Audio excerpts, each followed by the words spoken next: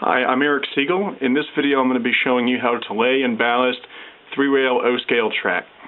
Let's go over our supply list before we start.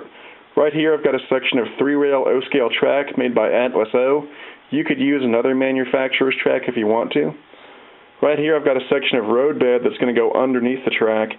This particular product is called FlexBed and it's made by Hobby Innovations. But again, if you want to use another manufacturer's roadbed, feel free to. Behind that I've got a screwdriver and 2 screws that I'm going to use to secure the section of track down. I've got a set of tweezers, and then I've got a small brush. Over here I've got a bag of track ballast. This particular product is called Brennan's Better Ballast. Right here I've got a bottle of acetone. We're going to use this to clean the track once we're done with everything. Next to that is a roll of paper towels. Right here is a bottle of 3M Super 77 adhesive. Next to that is a bottle of sprayable white glue. This is basically a 50-50 mixture of Elmer's white glue and water. Next to that I've got a bottle of isopropyl alcohol with a spray nozzle attached. Right here are 2 small cups. And then finally there's an eyedropper. For this demonstration what I'm going to be doing is putting down some roadbed, putting some track on top of the roadbed, and then ballasting the track. But before I do that, I wanted to explain what this material underneath is. This is called homosote, and it's a pressed paperboard material, and it's used for sound deadening purposes. Ordinarily what you do is you buy a 4x8 sheet of this stuff at a place like Home Depot or any other place that sells building supplies, and you cut it to the shape of your table, and then you glue it down to the plywood. And when you put your track on top of the homosote, what happens is when the trains run on top of it, the homosote helps to absorb some of the vibrations, and therefore your trains run much quieter than if you put the track on just the bare plywood. Now, it's not required that you use the homosote. You can certainly put the track on the bare plywood, but I prefer to use the homosote, and so I wanted you to know what it was before I started. Also, ordinarily you would paint the homosote in order to seal it and to prevent it from absorbing too much liquid when you put stuff like glue on it. But for this demonstration I'm going to keep it bare, and we're just going to put the track right on top of the homosote. But if you look over here in my layout, you can see on the homosote here in my layout I've painted it a light brown, and that seals it nicely. We're going to start by securing the roadbed to the homosote. Now, one of the cool things about this FlexBed material, and one of the reasons why I chose to do a curved piece of track for this demonstration, is that the FlexBed curves all in one piece. With a lot of other manufacturers' roadbed, it comes split down the middle, and you have to align both halves of the roadbed in order to get it to curve around your layout the way it should. But with the FlexBed, it all curves in one piece, which is really convenient. So we're going to set the roadbed on the homosote like this. Then we're going to take our curved piece of track, and we're going to line up this end of the track with the edge of the roadbed, and we're also going to make sure that the track is centered on the roadbed so that you have as much space on this side as you do on this side. And once you've got it centered, we're going to take a track screw and secure this end down. Now, this is just a temporary measure. We're going to take this back up in a few minutes, but we want to secure the roadbed down for right now, so we're going to put that there. Now, on the other end, we're going to curve the roadbed around until we've got it evenly spaced on this end. And once you've got it like that, take another track screw and secure this end down.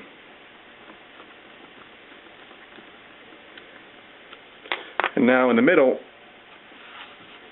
you just want to push the track bed until it's nice and evenly spaced. And now we've got the track centered on the roadbed like it should be. So what we're going to do is take a pin and draw an outline of where the roadbed is. You can use a Sharpie too if you want. I found that the Sharpie ink tends to run when it gets glue on it.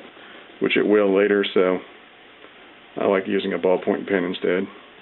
So once you've got a rough outline of where the roadbed is, then we can take it back off.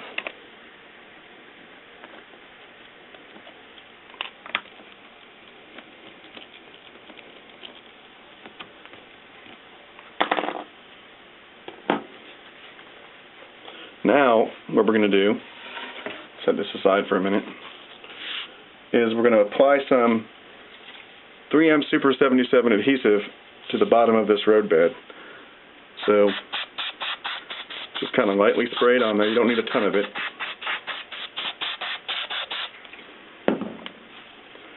And then come back to our homosote, and we're going to lay the roadbed down in the same place as it was before, using these lines as a guide.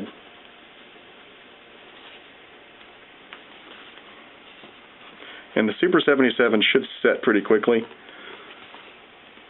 So just hold it in place until you've got it in just about the same place that it was before. Like that. And now we're going to put the track back on top. Make sure the track is centered, and then we're going to reapply these screws. Okay, so now we have the roadbed secured to the homosote with the Super 77 adhesive, and we've got the track secured to the roadbed with the track screws. So the next step would be to ballast this track. But before you do that, you want to make sure you've done two things.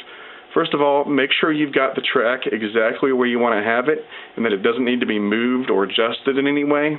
And second of all, make sure you've done any electrical work that needs to be done, because once you've ballasted this track, it's pretty much finished, and moving it or making additional electrical connections is going to be a big pain in the butt. So make sure you've done all that work before you ballast the track. Okay, so now we're going to ballast the track.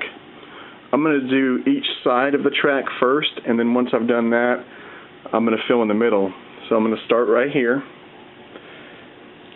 and just sort of generously pour the ballast between the ties, and just make sure you get nice even distribution while you're doing this. Doesn't have to be perfect, just get enough to cover everything, like that. And we're going to get the other side of the track just the same way we did the first side. Just going to pull the cup along here and pour the ballast between the ties and get a nice even distribution. It doesn't have to be perfect because we're going to clean this up, but just try to get it evenly dispersed as much as you can. Like that. And then finally, we're going to get the area between the rails.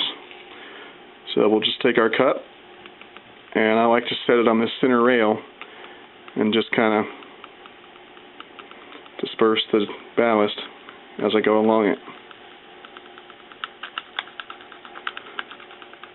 And again, try to get a nice even distribution.